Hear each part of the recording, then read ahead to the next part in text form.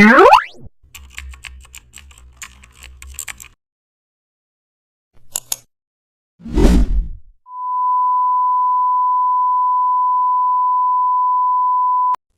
flares can add cinematic impact when they appear sharp and well-controlled instead of blurry. Today, how to create sharp light flares. Start by opening Photoshop and creating a 3000 by 2000 pixel canvas at 300 dpi. Import your photo or background scene and duplicate the layer to preserve the original image.